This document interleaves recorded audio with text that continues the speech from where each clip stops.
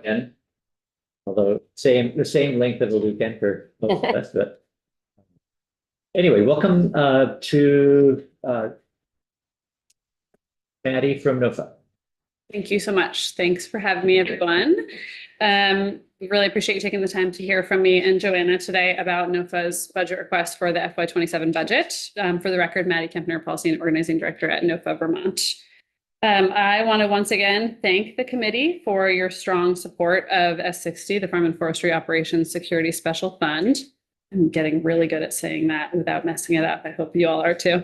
And we want to ask you to please include an appropriation of $15.6 million in your FY 2027 budget memo to the Appropriations Committee to support the fund's implementation. Without an appropriation in the FY 27 budget, the fund will not be implemented for the upcoming fiscal year based on the current language. And unfortunately, we know that climate change and extreme weather conditions are here to stay, and farmers and loggers need state-based, rapidly available financial support to recover when they inevitably experience losses. We understand particularly this year that you have hard choices to make. And in order to help you make those choices fairly and with as much information as possible, we wanted to present you with a request that's based on the demonstrated need from the past 3 years of data that we have. Our working lands businesses cannot shoulder the costs of extreme weather alone. Over the last 3 years, Vermont's Department of Forest, Parks and Recreation and Agency of Agriculture, Food and Markets have gathered some important indicators of the economic impacts on farms and forestry operations from floods, untimely freeze events, and the recent historic drought, finding just over $94 million in losses over the last 3 years. These losses were reported to the state in survey responses or as part of applications for BGAP funding. So this is an overview of that data, and I'm going to walk you through a little bit more of the detail of what's in this pie chart. So in 2023, you can see here that the total losses that are documented from both farms and forestry operations are $57.5 million. And those are losses from the late spring freeze that impacted primarily fruit growers. In May 2023, the summer flooding that resulted in an estimated or documented $44.7 million in losses from farms, and then an additional $2.8 million in reported losses from forestry operations based on an FPR survey. In 2024, we have a recorded loss total of $18.5 million, again from record flooding in the summer on farms that resulted in $13.5 million in losses and another $5 million in losses for forestry operations. And then finally, in 2025, so far, the Agency of Agriculture's drought dashboard shows a total documented losses of $18.01 million. Resulting in that $94 million that I talked about. We also know that the documented losses are likely less than the total losses actually experienced by farmers and forestry businesses over the past 3 years. And we want to emphasize that the creation of the Farm and Forestry Operations Security Special Fund will help the state to better track the impacts of extreme weather on farms and forestry operations over time, which will provide more accurate data for future appropriations and potentially future policy change as well. So just showing you here what our the formula that's in the bill that the Agency of Ag and the Review Board are required to report on is equal to half the average documented losses due to eligible weather conditions from the previous 3 years. So that's where our math comes from with this request. 94 million is 2023, 24, and 25 added together. Yes. And 23 was that freeze in May was the first event. Yes. And then drought, or rather flooding, drought, essentially. Yeah.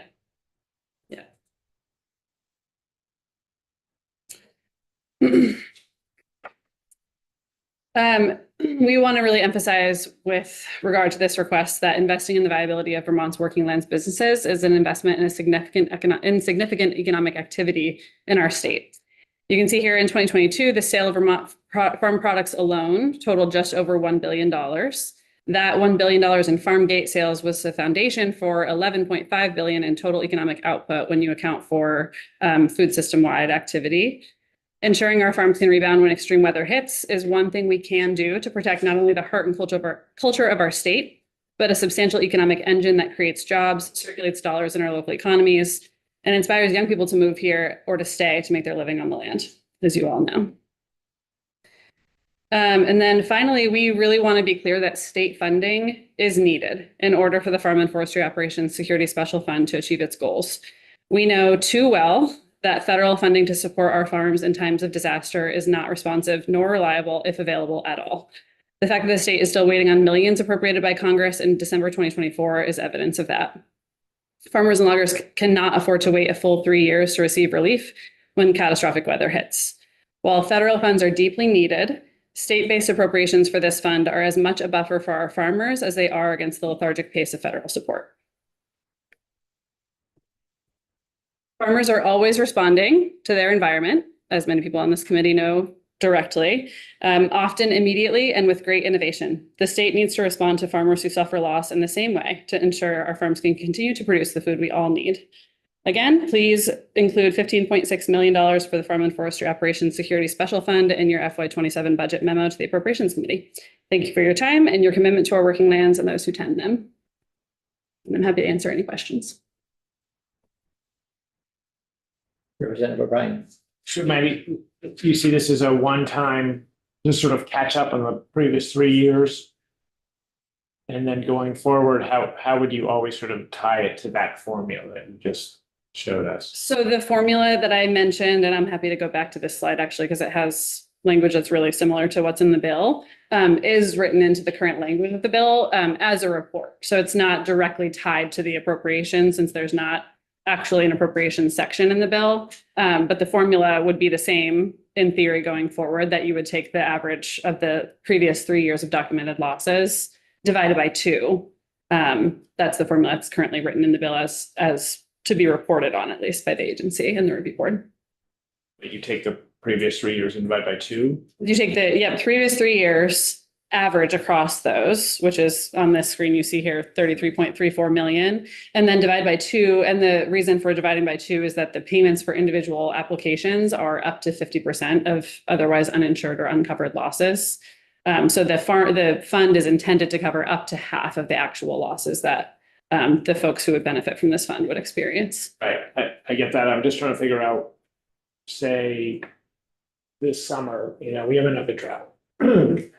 When could farmers expect to see, potentially some state help from that?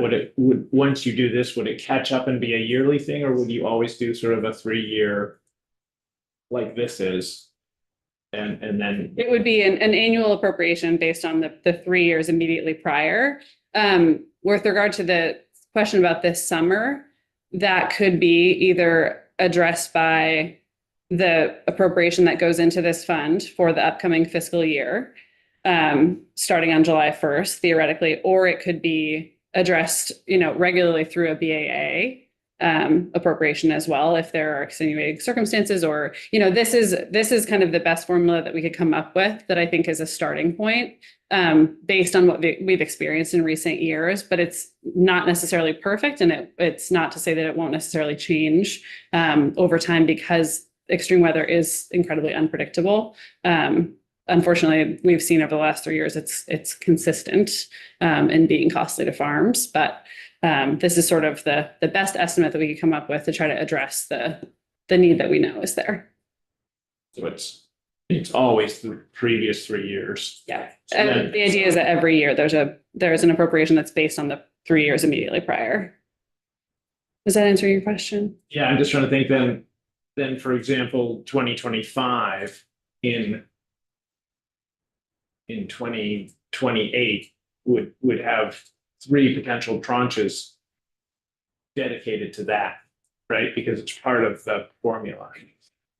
Well, the formula for like going into FY 2028, the formula would, based on the language in the bill right now, be based on documented losses from 2025, 26, and 27. Right. Like, I'm still not answering your question. So let me say this, and maybe it won't help. Yeah. This isn't intended to, this 15.6 isn't intended to cover any prior losses at all. It's, in fact, I don't think prior loss would qualify, but you can correct me if I'm wrong. But this is saying we can, if the last 3 years are reliable predictor of what this year is going to be. We average the last 3 years, we're going to see 33 million in losses this year from bad weather Yeah, or drought, and half of that is 15 million.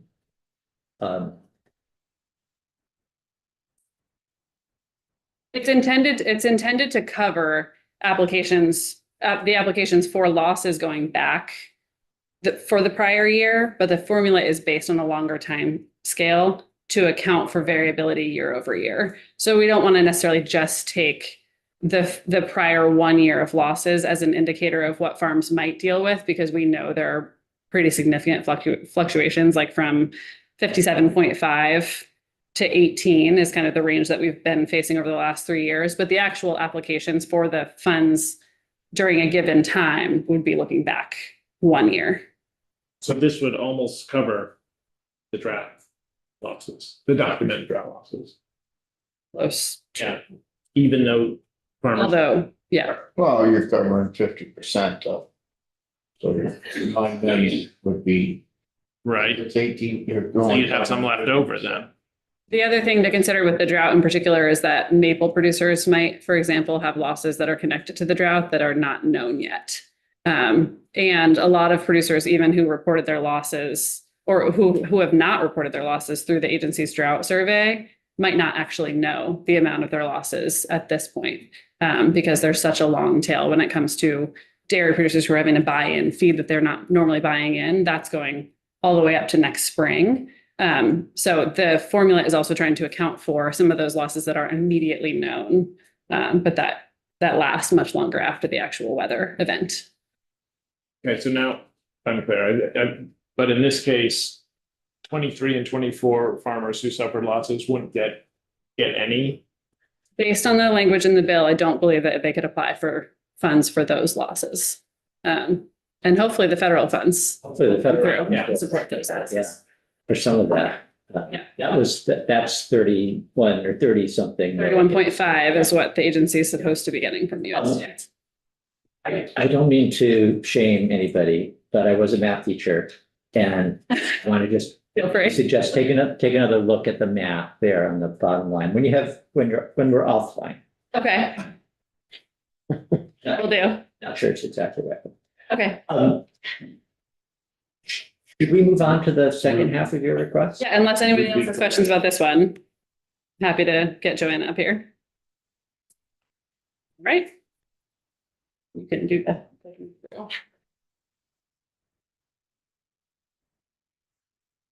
Now I'm worried about my math. Anything wasn't my strong suit in school, so here we go.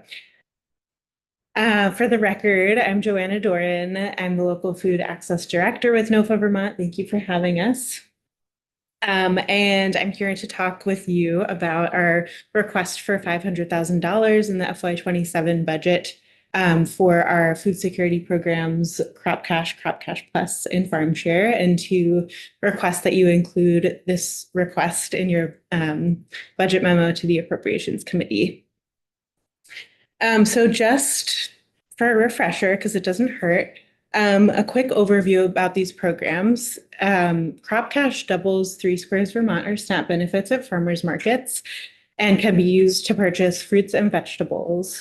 The program is federally funded, but it does require a local match, and that's where state funds come in. State funds will allow us to continue to meet the increased demand that we've seen over the last few years and to maximize federal funding. The state's investment in the Crop Cash program is matched 1-to-1 with federal funds. Crop Cash Plus expands the Crop Cash program to meats, eggs, dairy, bread, and more, while this extends the program's impact to all agricultural vendors at farmers markets and supports Vermonters in accessing the full gamut of grocery products. State funding is necessary to continue this critical program so that hundreds more farmers will benefit and thousands of low-income Vermonters can purchase more local fresh food. And the Farm Share program has subsidized CSA or community-supported agriculture shares for low-income Vermonters for over 30 years. The farm share program pays 25 to 75% off of the cost of a CSA share to make local food accessible to folks over the course of the season. And state funding would allow us to support up to 700 families in purchasing a consistent supply of locally grown food. So thank you so much to this committee for your support last session. With your support, we were able to get an appropriation, a one-time appropriation of $450,000 for these programs to maintain increased food security in Vermont. It also allowed us to bring back the Crop Cash Plus program, which we did not have the funding for in FY25. With this funding, we've been able to successfully grow our program levels and help meet the demand of people wanting to access locally produced food. State funding is helping us shorten our program wait lists, bring more funds to local farms, and ensure more households can afford a consistent supply of food. So a little more specifically, this graph might not make sense on its own, but I'm going to explain it and show a little bit more about the impact that state funding has. So actually, first, I'm going to give some more overarching numbers of impact. Through the Farm Share program this past year, and in huge part because of state funding, we've been able to support over 530 households to access a full season of locally grown food at a price that's affordable to them. And that's over for 1,400 individuals. In the 2025 season, which includes the 2026 winter farmers markets, Crop Cash is on track to invest $200,000 in over 40 summer farmers markets and 20 winter farmers markets, and draw over 10,500 SNAP transactions at farmers markets. Crop Cash Plus has also provided an economic boost to farmers by, again, doubling the number of farmers that can receive income through these incentive programs at farmers markets. And between July and December, the first half of the fiscal year, $77,000 in Crop Cash Plus was spent at farmers markets. These dollars have directly contributed to farmer income and increased food security for those community members. So now time for this graph. So the blue is the money that NOFA Vermont has brought in through funding sources, including state funding and also other, grants and federal funds. The green is the additional revenue that these programs have leveraged. So that includes the SNAP dollars that are spent at farmers markets. It includes the participant cost sharing of the CSA program. So when NOFA contributes 50% of a CSA share cost, the participant and other community support will contribute the other 50%. That's in the green. So I just wanted to show this to indicate how impactful state funding is, and how when we invest in these programs, it brings even more economic activity to farmers markets and through CSAs and to farm stands. So over the last 2 years of receiving the state support, which again was $300,000 in FY25 and $450,000 in FY26, these programs have leveraged around $1.6 million in local food purchases through those other funding sources like SNAP transactions and other community contributions. This season alone, we're on track to direct $850,000 in revenue to Vermont farms through the Crop Cash Plus, and Farm Share programs. Okay, so just a real quick, as this committee is thinking through the programs that it wants to support in this budget process, I wanted to hopefully provide a helpful like visual and some points about the differences between NOFA's local food security programs and the Vermonters Feeding Vermonters program. It is, as you know, we work with the Vermont Food Bank and our Food Security Coalition, and these programs are meet different needs and are very complementary in meeting the full needs of Vermonters and making sure that everyone is getting the food that they need where they need it. So because there are some similarities, I just wanted to touch on these real quick. So the Vermonters Feeding Vermonters program is a food purchasing program where the food bank purchases food directly from farmers and then distributes that food through their channels, like their network partners, like food shelves, through meal sites, through Veggie Van Go, and then eaters will go to those sites and access the food there.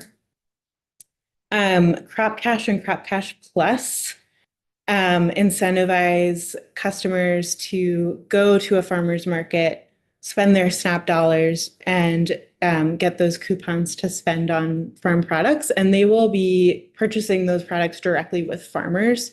So there's not the intermediary of the food distribution site. They're directly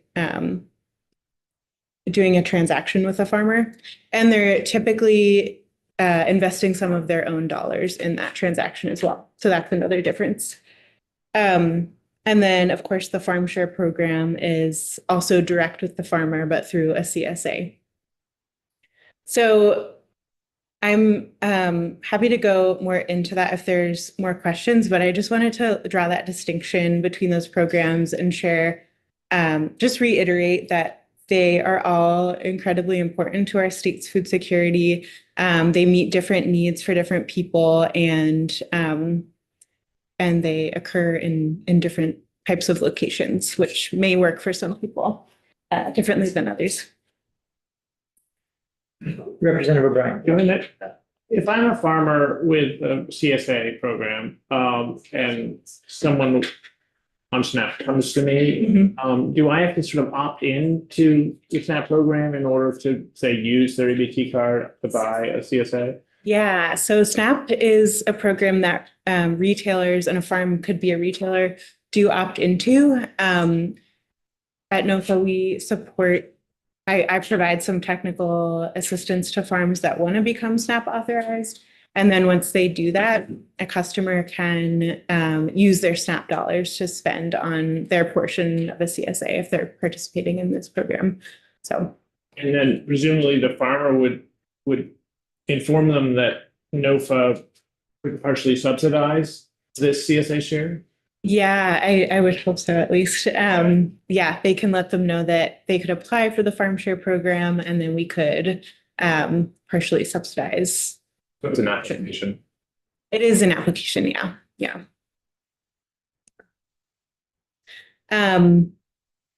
So again, all of these programs together form a food security package that benefits local farms through market expansion and benefits the eaters by making sure that they can get the food they need where they need it. So back to NOFA's programs, Crop Cash Plus, and Farm Share are programs that people count on every week. And the state of Vermont has shown that it can be a leader in investing in these vital food security programs. They've been pivotal in particularly the last few years, but for decades.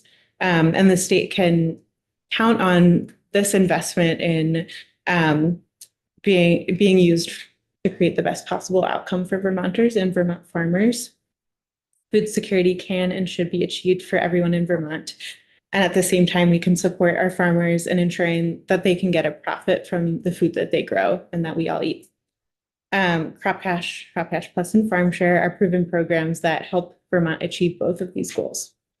So please include NOFA Vermont's request for $500,000 in ongoing funding for these programs in your budget memo to the Appropriations Committee. Thank you for your time, and I'm happy to answer more questions.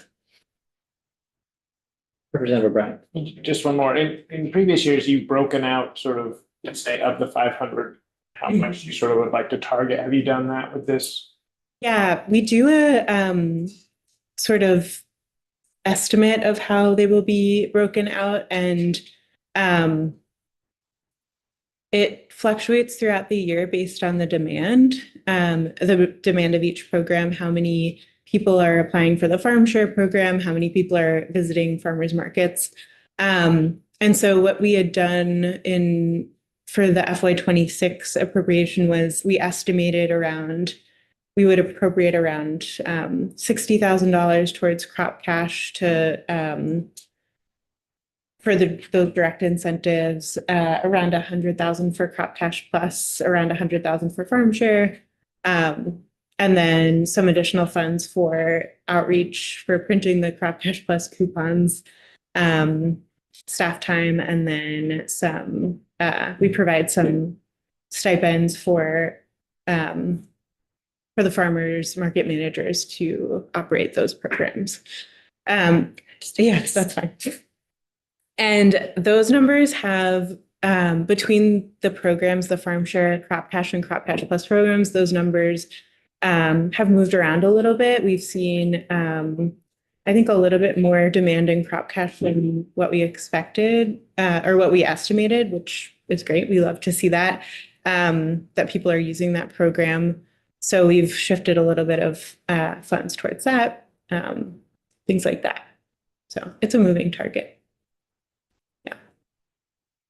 Just because, I mean, we certainly had discussions on that appropriation priority sometimes with like, okay, we can fully fund crop cash, but we don't have, enough to fully fund crop cash plus, for example. So your numbers were. Now that I think my number, now I'm getting in my head about math and numbers. I think we had appropriated more like 150,000 or something for crop cash plus.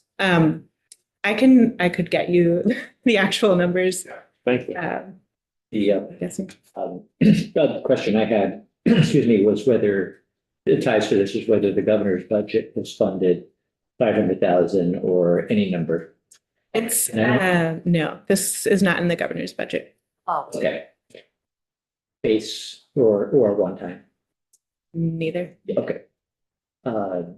Representative Fossum? yeah, I was just wondering, this is also numbers, so I'm not sure if you know, but I believe that you mentioned when you were talking about farm shares that it was over 500 households and that was 1,400 individuals or something like that. Do you have a comparable number in terms of the crop cash category, like how many people are impacted? That's a really good question. And that's something I've struggled to get a number on because we don't track individual transactions at farmers markets.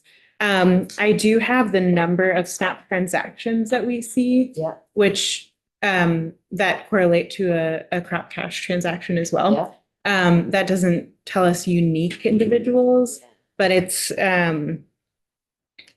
our estimate for this year is between 10 and 11,000 over the course of the year. And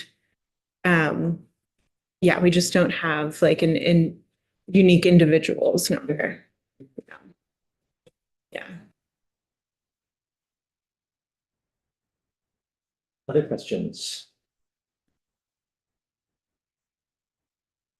I was also going to ask Maddie, and you can pass question on, but S60, I think, is still in Senate. That's In the works. I don't think it's been voted out yet, so that's another thing for us to be aware of. Okay, thank you very much. Thank you so much. Thank you.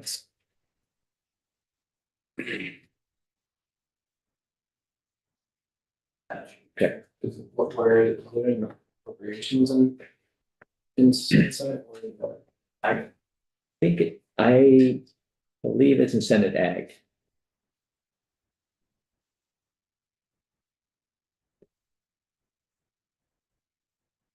And it's not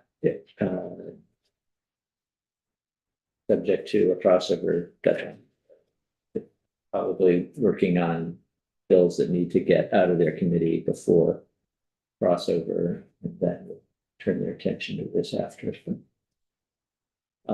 Yeah, and Maddie just gave me a note. There was a typo in the formula, and it doesn't affect the important number, which is the 15.6 that.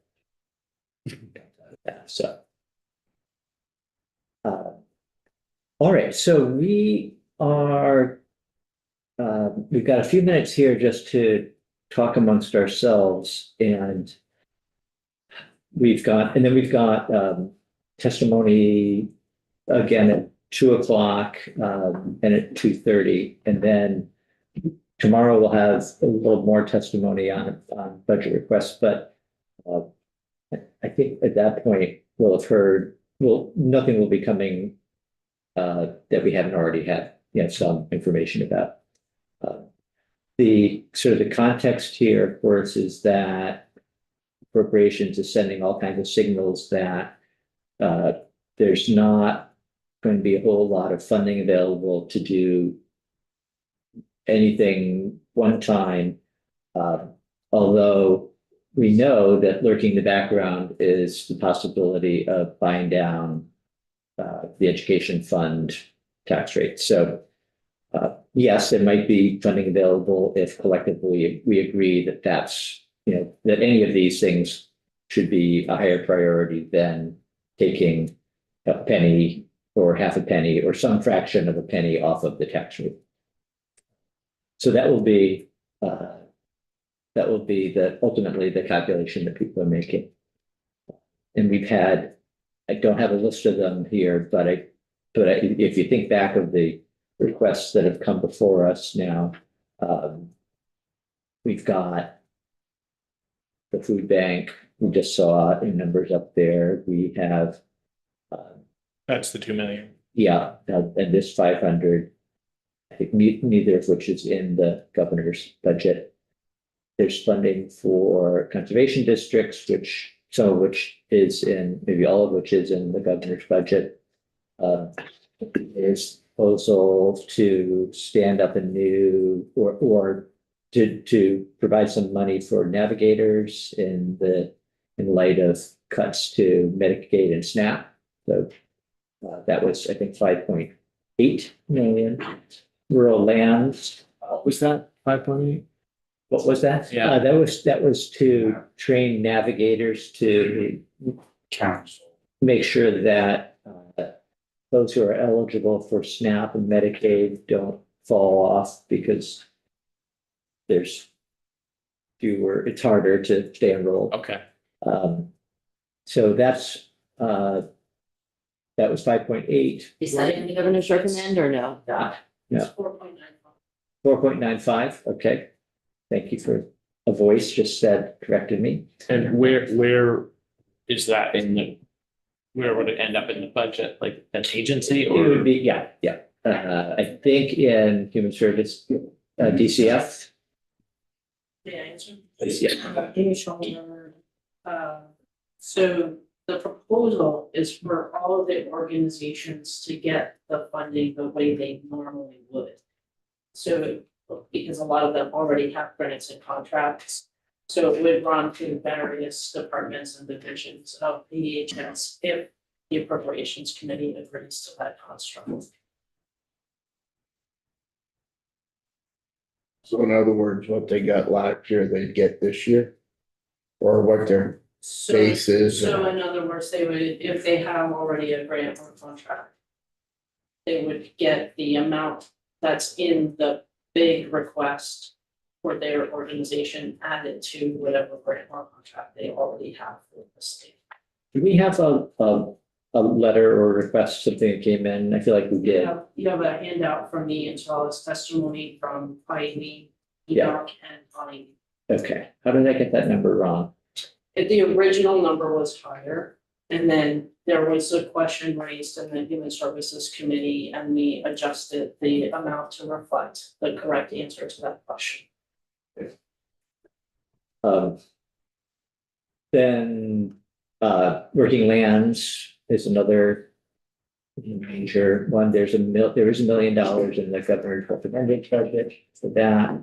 the request was to add additional 500,000, I think, for base and then one time bringing it up to 5 total.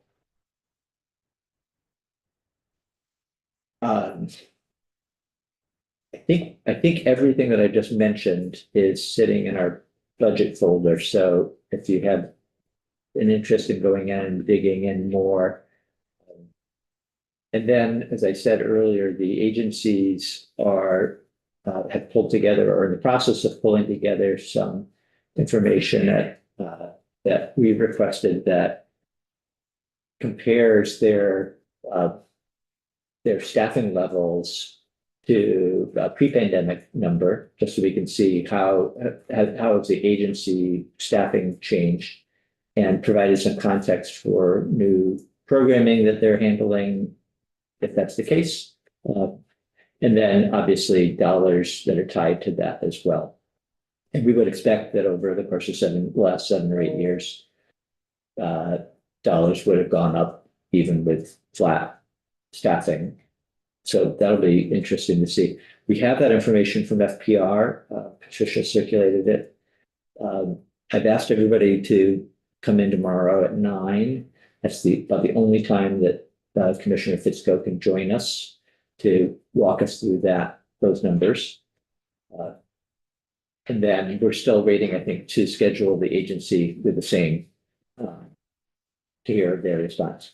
So Dave, in our appropriation letter, do we traditionally, we recommend fully funding the governor's recommend for the agency and FBR? Like, is that part of it? We haven't, I don't think that we've ever explicitly said that. And it's an interesting question. I think it's always been understood.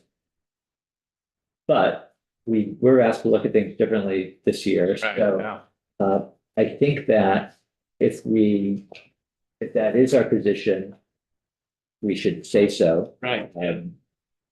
If we're advocating for another program and want to be sure that that's the point we want to make, then maybe we don't say so. But I think if we can say that we've looked at the agency's budgets and we are more or less comfortable with them, we can say that too. I mean, this is all, at the end of the day, there's a fixed dollar amount.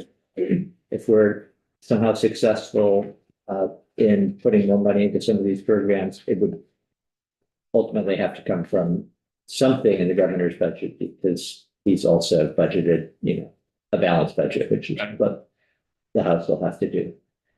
Michelle. It feels like we have kind of an impossible task. I mean, you started, the conversation here saying basically appropriation said we don't have any money for first time spending. And so many of the things that we've heard about that are important are going to be one-time spending there that didn't make it in the governor's budget. So like, are we supposed to come up with like one that we beg for, or like a fraction to keep them alive? I mean, I don't know how we can make a recommendation without expecting that there's any money to fund whatever we believe in. Because honestly, all the things we've heard testimony about are worthy. And even just one of them, like not having money for people to stay on SNAP, well, then people are going to lose food. How do we, it's like a Sophie's choice, it's terrible. It's terrible. That comment stands on its own, I think. Yeah.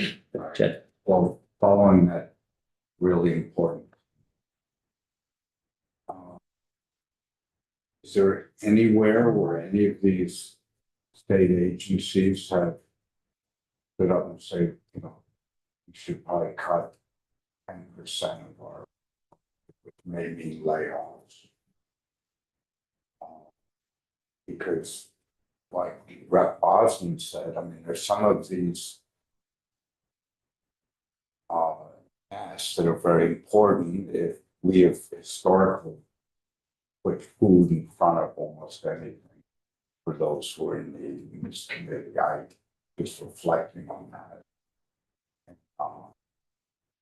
But there's some this isn't condescending, but the notion of bureaucracies keep building and getting cost of living raises or, maybe, like if we were running our small businesses, which some of us do, we sometimes that don't even take a cut a given year. Self-employed category. Is there a place in the budgeting where we need to take a hard look at some of the, whether it's A&R or, I don't know what they would be, but I would think state government may need to trim sales too. The, EEC. well, FPR, when they presented their budget, included some vacancy savings, which is not really what you're saying. But I'm going a little beyond. yeah, I Discussion. yeah, I think it's the first time that they've done that at any rate. And I don't think that it was necessarily something that other agencies have done. So we didn't see that with the ag agency budget. And it may be that they would say, well, we don't actually project any vacancy savings. We have fewer vacancies, or we've had success in hiring quickly, and that's not going to happen. It's not the same thing as what you're suggesting, I realize. Agency of Ag said I think the governor's budget recommends to keep it more than 3% of above last year's budget, right? So I think they're all just going based off of his recommended, and what the agency of Ag said they were up to 1.8%. And I think Forest and Parks is right on 3%. Yeah. So really that was the request made from the governor. It's hard to, we know inflation is 3%, and it's hard to, at the staffing levels that people have, to do much better than that. And the ag, it is less than that, 1.8, as you said. Now, there's a lot going on there, and there's obviously lots of money that, grant funding that can change from year to year, and other programming. And that 1.8 represents, I remember asking the question when they were in, it's basically salaries and benefits are eating up, that alone, so. Yeah. I mean, I think an interesting exercise would be for this committee to say, like, what appropriations we got last year through in this committee is sort of our base, and to look at that, what beyond that is requested this year. And to your point, if the governor's made savings, it's by cutting the things we appropriated last year, not necessarily through an agency or the department, but like NOPA's not in base or one time, so they could almost point to that. At least the governor's team could point and say, well, we're saving 450,000 there because that's gone. Yeah. Right. So, it's interesting how that push and pull starts to show up pretty quickly there.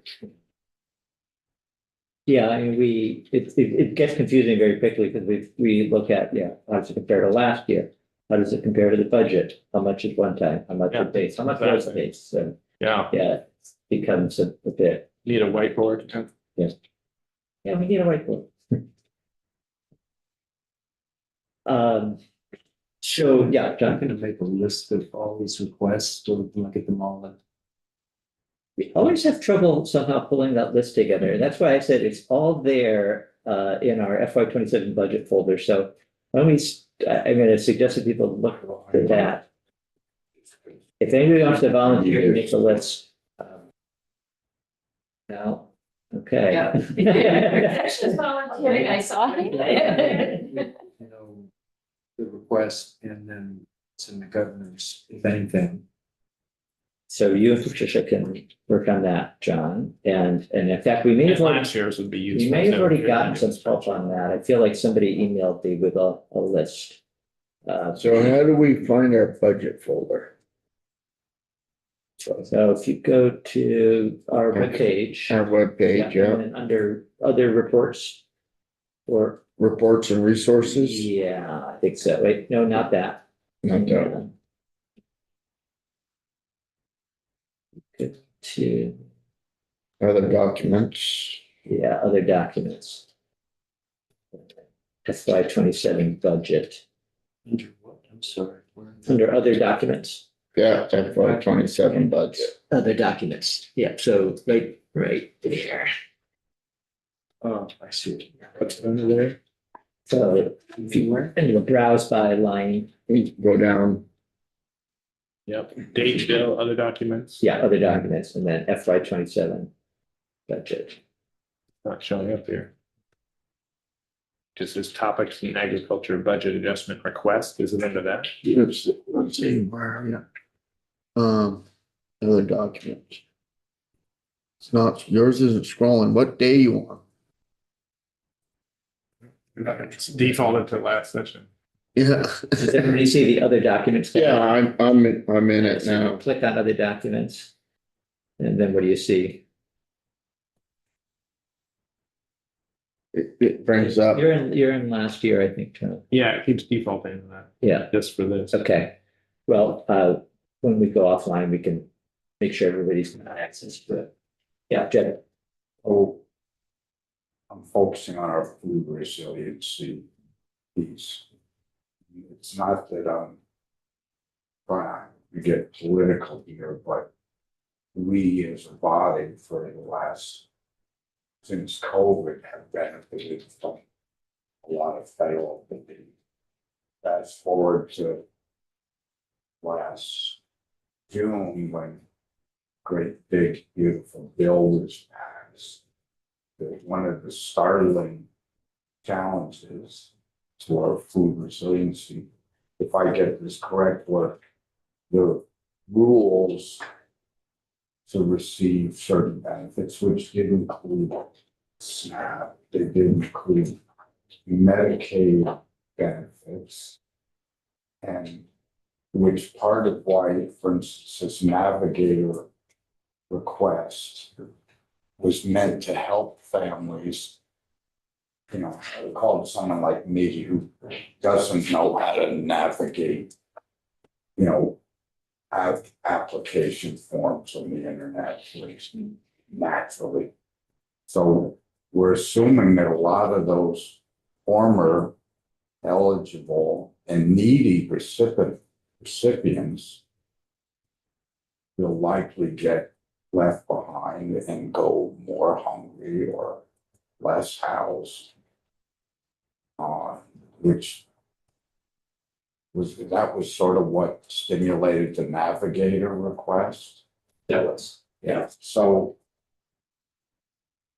I mean, this is a real dilemma, frankly, I think, for this committee, because of one of our major charges is to make Vermonters help Vermonters have access to fresh or nutritious or healthy food.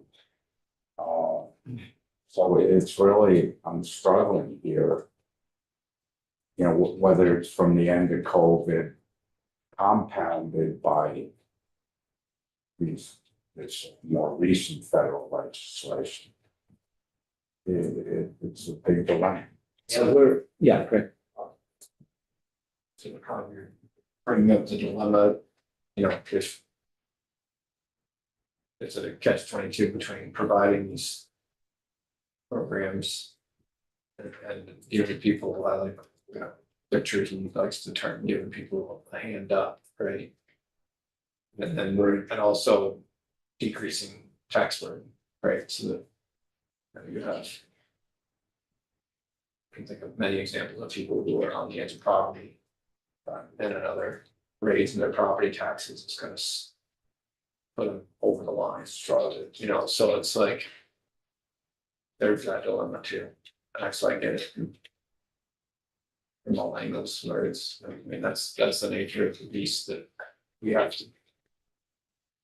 You know, that's part of our job, I guess, is to try to mitigate the reality of that situation. And it's a part, for better or worse, that we're not every day sitting here thinking about the way that some of our colleagues are in the appropriations committee. But here we are. But, yeah, Michelle. I mean, it almost feels, it really feels like we're saving one child and drowning the other three or something, just it feels to even say something, pulling one of our babies ahead, it feels difficult to how do you prioritize when all of these things really they're all about food and feeding people one way or another. But I guess I think if we're looking at all the different possibilities, and the one that would impact, I think, the most people in terms of numbers might be the navigation. Because basically what happened with the big ugly bill was they made the paperwork more complicated with the hope that people are going to not be able to stay on because it's too complicated. And so that's nasty, but that's the way it is. And so how can people stay on if they are in an income eligible position to get benefits, but they aren't necessarily savvy enough with the technology to figure that out? They might need somebody who's going to be able to help them with that role. And I've done that job before. I mean, I've been a case manager, and part of what I did was help people fill out applications, and they're long. They're 16 pages long or something. But if we say we need this money to go in because otherwise people are going to lose their benefits, that's going to keep people on SNAP. And a lot of these other things, I mean, Vermonters Feeding Vermonters, I love that program. And it's important, and it's going to get food to food banks, and we need that too. But if people lose their SNAP benefits, they're going to have nothing. Some people are going to have nothing. What were the estimates if we go over the percentage ceiling of errors, right? Because that's what it's. Was 22 million or something, wasn't it? We might be on the hook for. The worst case scenario. Yeah. I'm not. It's a lot of, it was a lot of We money. haven't gone over, but we also, if we don't have more help, we're more likely to, which will then mean even more people will lose their benefits. Yeah. I don't remember what the dollar amount was, but I think that is a concern, that if people are not filing correctly, that would lead to a higher error rate, and we could fall into that category. Yeah, Greg. Question, Chair. Something like Working Lands Enterprise Initiative. Can we request that they go to, because we're trying to look for money that leverages the most other money, right? That's the navigators, leverage federal dollars, right? Yeah. Rather than, so, what with the Working Lands, I would like to see it go back to a 25 to 50% match. So it's leveraging more. From the receiver. Yes. I agree. Can we request that? I mean, if the We can request that be done to, so that, if their dollars shrink, that they go further that way. I have been a little bit negligent too. After the agency folks came in and made their presentations, they followed up and wondered if there was specific data that they could give us that they didn't give us, to help us, better make the case if we wanted to. So that's out there. If there are things that we would like to hear back from them, we can do that. And yes, we can certainly, we have all the leeway here to, make those recommendations. It might be helpful to hear from the agency on how, because they used to do that, used to be a match, and then they moved away from it. And it may have been that the reporting required to do it, that they, for some reason, decided wasn't worth that, and the people were making a match anyway. I'm not really sure. We should ask.